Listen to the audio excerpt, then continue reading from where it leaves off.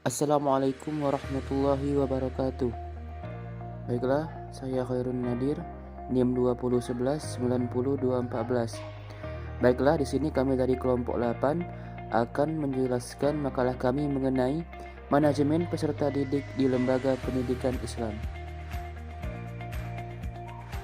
A. Pengertian manajemen pendidikan Islam.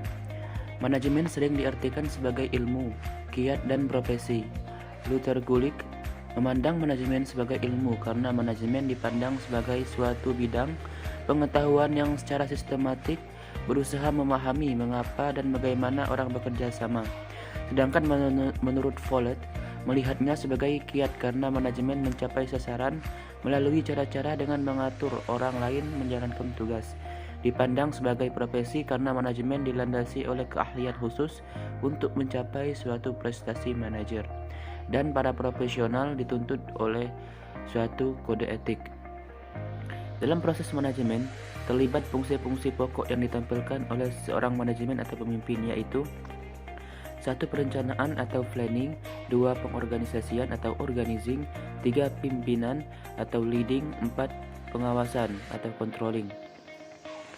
Menurut Mary Baker Follett, manajemen sebagai seni untuk melaksanakan pekerjaan melalui orang-orang. Definisi ini perlu mendapat perhatian karena berdasarkan kenyataan, manajemen mencapai tujuan organisasi dengan cara mengatur orang lain. Adapun Muhammad Nasir menyatakan bahwa pendidikan adalah bimbingan jasmani dan rohani yang menuju kepada kesempurnaan dan kelengkapan arti kemanusiaan dengan arti sesungguhnya. Pengertian tersebut hampir sama dengan pengertian yang dipublikasikan oleh Ahmad D. Marimba, bahwa pendidikan adalah bimbingan secara sadar oleh si pendidik terhadap perkembangan jasmani dan rohani si terdidik menuju terbentuknya kepribadian yang utama. Dari beberapa pandangan ahli pendidikan di atas, jelaslah bahwa pendidikan adalah suatu proses belajar dan penyesuaian individu-individu secara terus-menerus terhadap nilai-nilai budaya dan cita-cita masyarakat. B. Definisi peserta didik dalam pendidikan Islam. Dengan berpijak pada paradigma belajar sepanjang masa, maka istilah yang tepat untuk menyebut individu yang menuntut ilmu adalah peserta didik dan bukan anak didik. Peserta didik cakupannya lebih luas, yang tidak hanya melibatkan anak-anak tetapi juga pada orang-orang dewasa. Sementara istilah anak didik hanya dikhususkan bagi individu yang berusia kanak-kanak.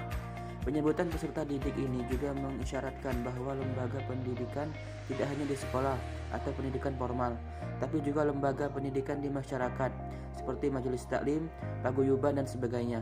Secara etimologi, murid berarti orang yang menghendaki, sedangkan menurut arti terminologi, murid adalah pencari hakikat di bawah bimbingan dan arahan seseorang membimbing spiritual atau mursyid. Sedangkan thalib secara bahasa berarti orang yang mencari, sedangkan menurut istilah tasawuf adalah menempuh jalan spiritual, di mana ia berusaha keras menempuh dirinya untuk mencapai derajat sufi. Penyebutan murid ini juga dipakai untuk menyebut peserta didik pada sekolah tingkat dasar dan menengah, sementara untuk perguruan tinggi lazimnya disebut dengan mahasiswa. Menurut Langevel, anak manusia itu memerlukan pendidikan karena ia berada dalam keadaan tidak berdaya atau full fusid. Dalam Al-Quran dijelaskan, dan Allah mengeluarkan kamu dari perut ibumu dalam keadaan tidak mengetahui sesuatu pun, dan Dia memberi kamu pendengaran, penglihatan, dan hati agar kamu bersyukur. Quran Surat An-Nahl ayat ke-78. C. Konsep manajemen dalam lembaga pendidikan Islam. Setiap jenis pengetahuan termasuk pengetahuan manajemen mempunyai ciri-ciri yang spesifik mengenai apa atau ontologi, bagaimana epistemologi, dan untuk apa aksiologi. Pengetahuan manajemen tersebut disusun. Ketiganya berkaitan satu sama lain atau sistem berdasarkan landasan ontologi dan aksiologi itu. Maka bagaimana mengembangkan landasan epistemologi yang sesuai? Persoalan utama yang dihadapi oleh setiap epistemologi pada dasarnya bagaimana mendapatkan pengetahuan yang benar dengan memperhitungkan aspek ontologi dan aksiologi. Dengan demikian juga halnya dengan masalah yang dihadapi epistemologi, yakni bagaimana menyusun pengetahuan yang benar untuk menjadi masalah mengenai dunia empiris yang akan digunakan sebagai alat untuk meramalkan dan mengendalikan peristiwa itu, gejala yang muncul. Di dalam pengetahuan manajemen, falsafah pada hakikatnya menyediakan seperangkat pengetahuan untuk berpikir efektif dalam memecahkan masalah-masalah manajemen. Ini merupakan hakikat manajemen sebagai suatu disiplin ilmu dalam mengatasi masalah organisasi berdasarkan pendekatan keilmuan. Manajemen mempunyai peran atau membantu menjelaskan perilaku organisasi yang berkaitan dengan motivasi, produktivitas, dan kepuasan. Karakteristik teori manajemen secara garis besar dapat dinyatakan: 1. Mengacu pada pengalaman empirik. 2. Adanya keterkaitan antara satu teori dengan teori lain. 3. Mengakui kemungkinan adanya penolakan. Manajemen mempunyai prinsip dasar dalam praktik pendidikan, antara lain: 1. Menentukan cara atau metode kerja. 2. Pemilihan pekerja dan pengembangan keahliannya. 3. Pemilihan prosedur kerja. 4. Menentukan batas-batas tugas. 5. Mempersiapkan dan membuat spesifikasi tugas. 6. Melakukan pendidikan dan pelatihan.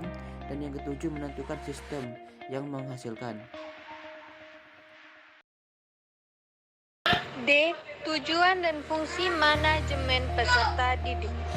Tujuan umum dari manajemen peserta didik ialah mengatur segala kegiatan-kegiatan peserta didik agar semua kegiatan-kegiatan tersebut dapat menunjang proses belajar mengajar di sekolah, sehingga proses belajar mengajar di sekolah dapat berjalan lancar, tertib, dan teratur, serta dapat memberikan kontribusi bagi pencapaian tujuan sekolah dan tujuan pendidikan secara keseluruhan. Adapun tujuan khusus dari manajemen peserta didik adalah sebagai berikut. 1. Meningkatkan pengetahuan, keterampilan, dan psikomotorik peserta didik. 2. Menyalurkan dan mengembangkan kemampuan umum atau kecerdasan, bakat, dan minat peserta didik.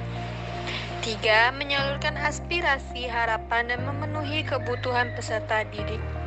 Dengan terpenuhinya 1, 2, 3 di atas, diharapkan peserta didik dapat mencapai kebahagiaan dan kesejahteraan hidup yang lebih baik, yang lebih lanjut, dapat belajar dengan baik, dan tercapai cita-cita mereka. Secara khusus, fungsi manajemen peserta didik adalah sebagai berikut.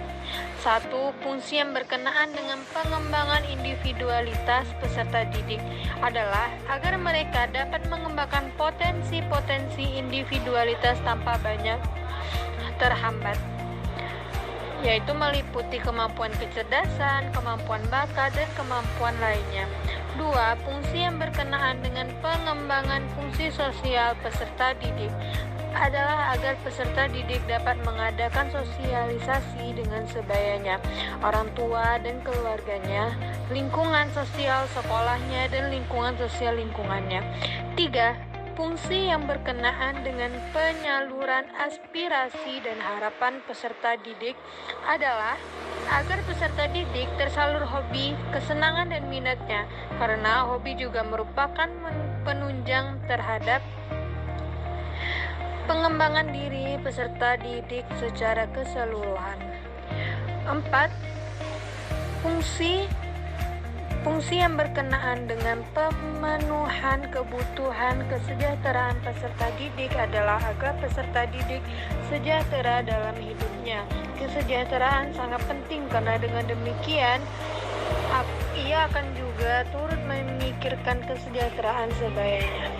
Ruang lingkup manajemen peserta didik. 1. Perencanaan peserta didik atau kesiswaan.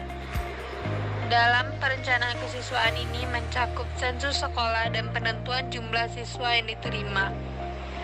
Dengan data yang diperoleh dari sensus sekolah akan dapat ditetapkan: A. Jumlah dan lokasi sekolah.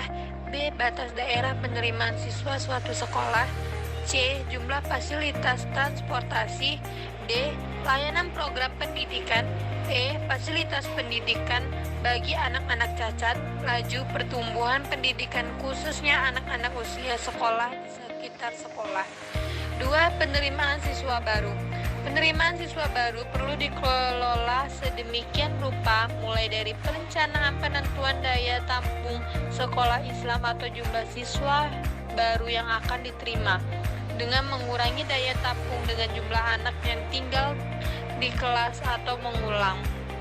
3. Pengelompokan siswa. Ada beberapa jenis pengelompokan siswa, di antaranya A. Pengelompokan dalam kelas-kelas, B. Pengelompokan berdasarkan bidang studi, C. Pengelompokan berdasarkan spesialisasi, D. Pengelompokan dalam sistem kredit, E. Pengelompokan berdasarkan kemampuan, F.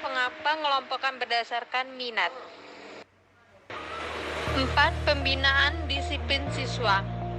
Disiplin adalah suatu kegiatan di mana sikap, penampilan, dan tingkah laku peserta didik sesuai dengan tatanan nilai, norma, dan ketentuan-ketentuan yang berlaku di sekolah dan kelas di mana mereka berada.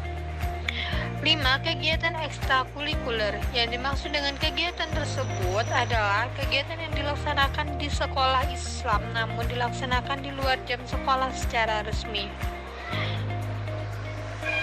6. Organisasi siswa intrasekolah.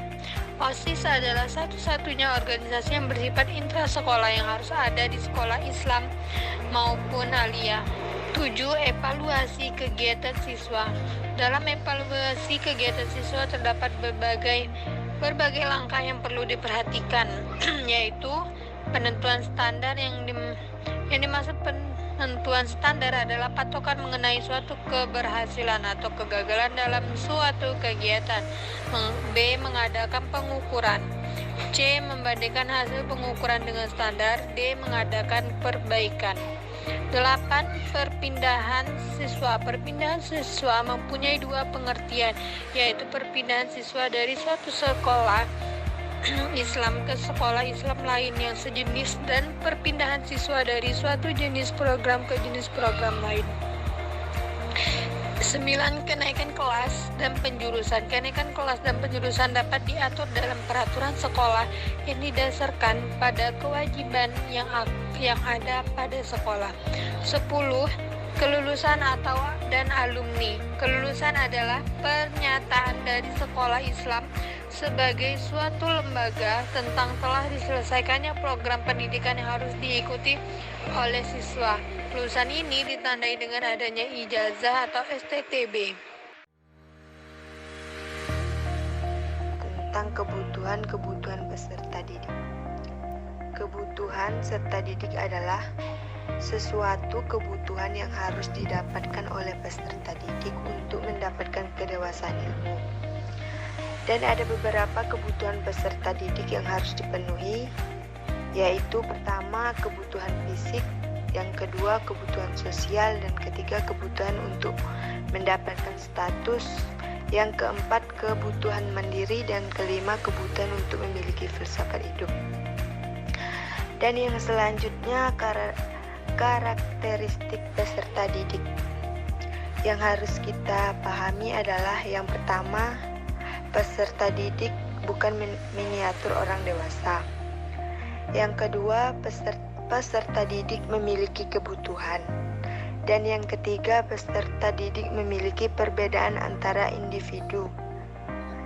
Yang kelima, peserta didik merupakan subjek dan objek. Dan yang terakhir, peserta didik mengikuti periode-periode perkembangan tertentu. Baiklah, hanya itu yang bisa saya sampaikan. Lebih dan kurangnya saya mohon maaf. Wassalamualaikum warahmatullahi wabarakatuh.